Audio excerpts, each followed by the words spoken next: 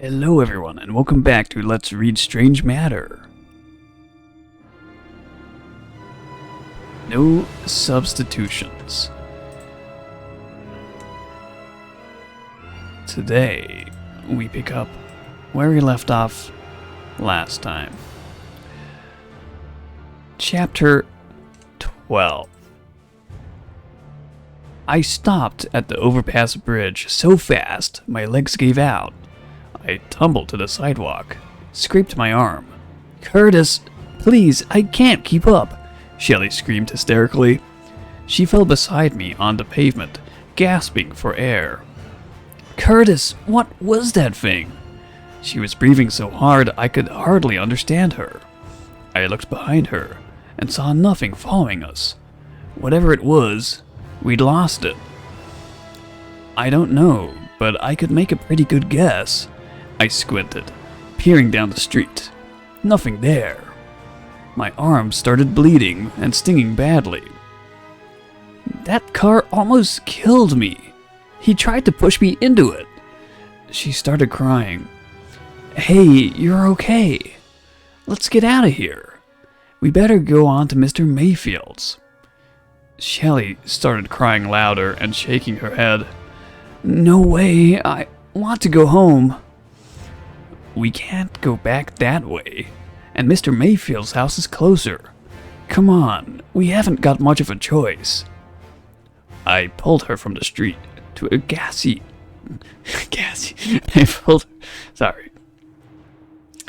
I pulled her from the street to a grassy area beside the road. "Look, that could have been anything or anyone back there.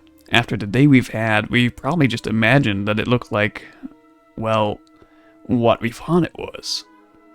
"Bulls, it's Stacy Calhoun. He's trying to kill us," Shelley argued, more angry than scared. "Come on now, it's dark.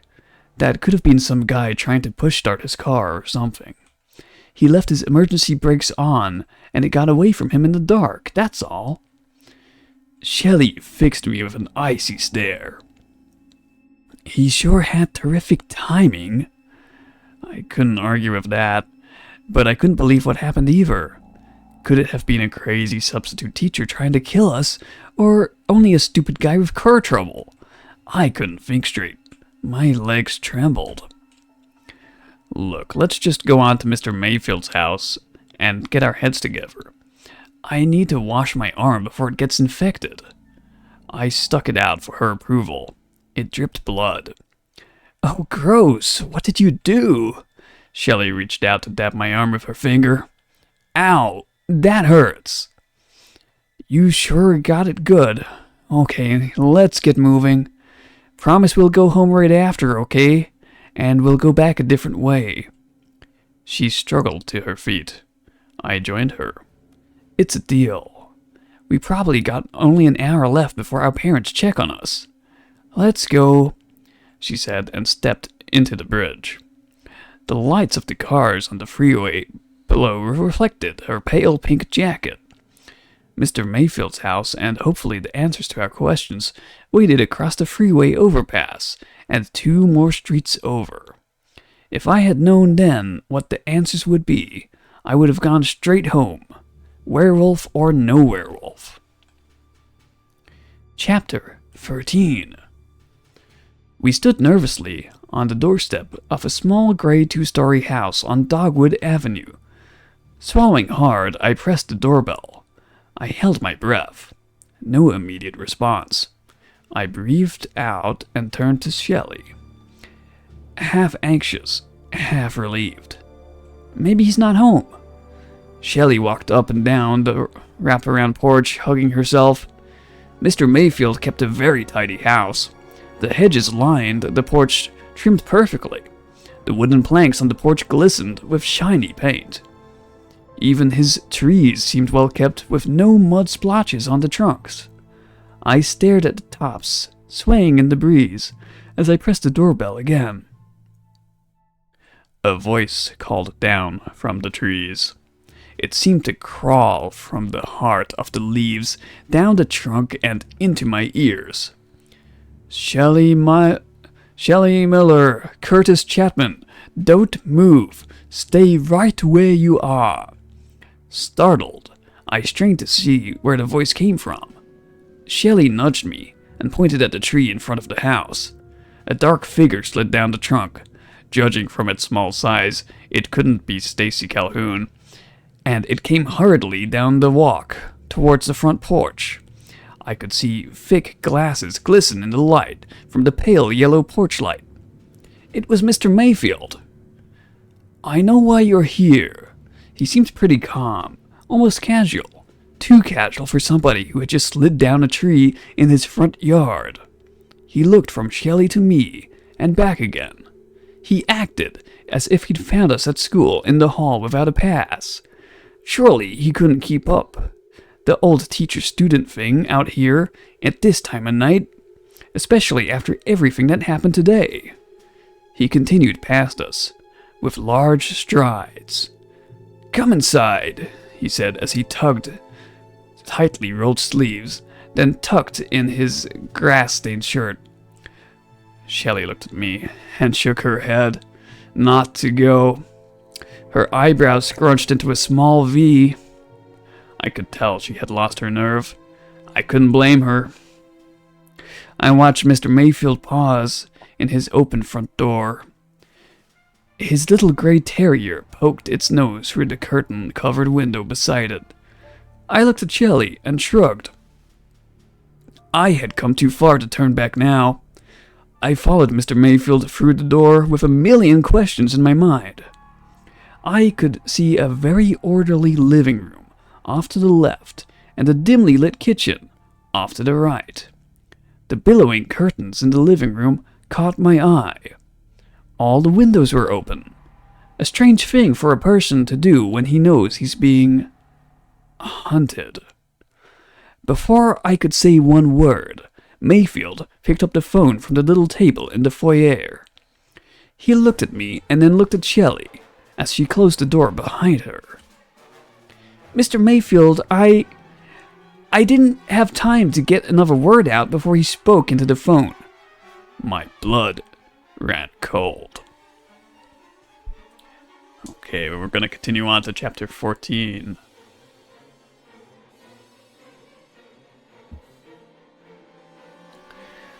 Chapter 14. Mrs. Chapman? Yes, this is Mr. Mayfield. Curtis is here with me. Yes, Shelley too, he chuckled. He was talking to my mother. I couldn't believe it. He ratted on us. I was dead. Okay, that won't be a problem.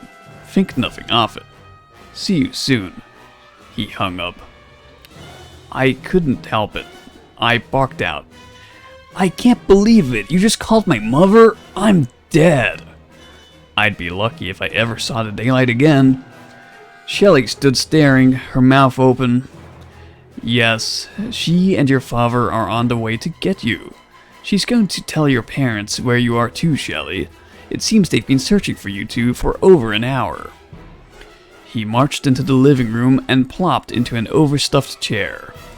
We followed him automatically. My feet seemed to have a mind of their own as I entered the darkened living room. No lights on. Only the cold light of the moon pouring through the open windows, spilling its pale blue glow all over the perfectly gray carpet and Mr. Mayfield's outstretched body. The gray terrier sprang up and into Mayfield's arms where it sat on his stomach.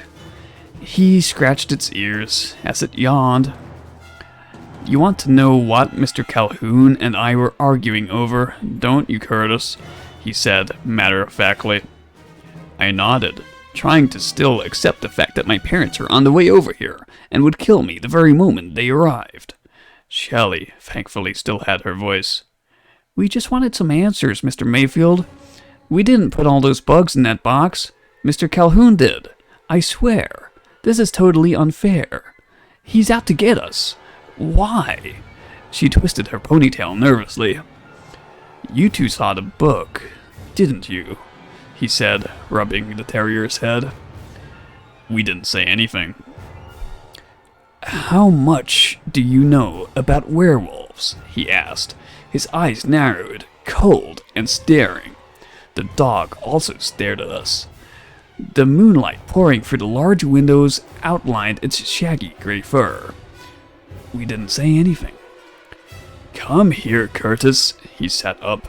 The dog groaned and he wrestled as he held it firmly in his hands, his fingers moving towards its mouth.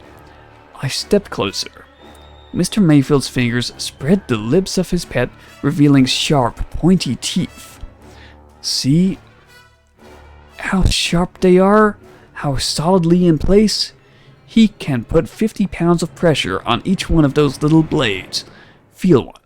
He held the dog firmly. I hesitated, staring at the exposed teeth, sharp little blades glistening in the moonlight. "Go on, feel one," he insisted. I reached out and placed the tip of my finger under the dog's pointy incisor. It punctured the tip of skin so easily. I didn't even feel it. I saw a dot of blood grow on my finger. "This is a small dog, Curtis. A very small dog." I could feel his eyes pierce me as easily as the dog's tooth. "You didn't see me fight with anyone today. I didn't even meet with Stacy Calhoun. You two put the bugs in the box, and you are very sorry." I wanted to argue. I wanted to say he was completely wrong, and he knew it. I wanted to ask him why he would lie and stick up for that creep, Stacy Calhoun. I wanted to tell him I would prove everything. But as I looked at him, I couldn't say a word. His eyes were so full of fear, at that moment I thought he might cry. He held my arm tightly. I knew he was serious. The dog left his lap and eased his grip and stepped away. Shelley nervously backed into an end table, and the door rang. Instantly, a hall light snapped on, and Mr. Mayfield opened the door, laughing and talking with the two people standing there. Everything after that happened in a daze. I couldn't really focus on anything. Everything from Mr. Mayfield had said scared me. It had really scared me. Mom and Dad came in looking happy to see me and ready to kill me at the same time. Dad prodded Shelley and me into the porch with the back of his hands as he thanked Mr. Mayfield. I didn't hear what they said, and I really didn't care. We walked to the car at the curb. Mom apologized again to Mr. Mayfield for any trouble we'd caused. Dad agreed with her and promised it wouldn't happen again. Shelley slid into the rear seat of the car and scooted across. I stared at Mr. Mayfield and that dog as I closed my door and rolled the windows down. Mr. Mayfield smiled and waved as the car slowly pulled away. Then I saw it. On his outstretched waving palm, plain as day, burned into the center of Mr. Mayfield's palm, was a 5-pointed star. A pentagram. The mark of the werewolf. I stifled a scream and quickly rolled up the window. Chapter 15. I stared blankly at the back of Mom's head for what seemed like hours. Everyone seemed far away, like they were in a thick fog. Shelley sat on her side of the car. Neither of us talked for fear of my parents hearing. As a matter of fact, no one talked. I felt a surge of unexplainable panic. I couldn't stand to look out the window, but I couldn't stand looking around in the car either. I felt sick and claustrophobic. I wanted to stretch and to shake that closed-in feeling, but I knew that any movement would break the heavy silence. My stomach turned, as if I'd ridden a roller coaster too many. One roller coaster too many. I had to get out of the car. I needed time to think about what I'd seen, and about what Mr. Mayfield told me. I needed to get some air, now. Dad, I'm hungry. Can you please stop and get something to eat? This ploy had to work. I tried to sound extra pitiful, and I knew that even if it didn't work for Dad, Mom would fall for it. After a little crisis like this, there was only one surefire way to get the family talking again. McDonald's is right around the corner. Maybe it wouldn't hurt to get a little thing. Mom patted Dad's hand. Mom loved McDonald's.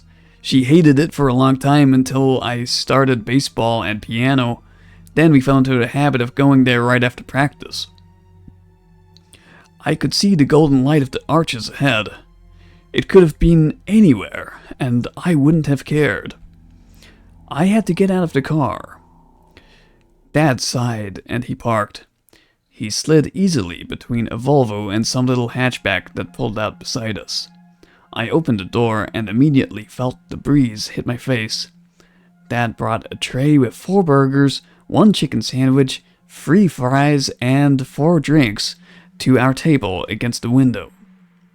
We stuffed our faces between sharp questions like, "Didn't you know we'd be worried sick?" Mom exclaimed.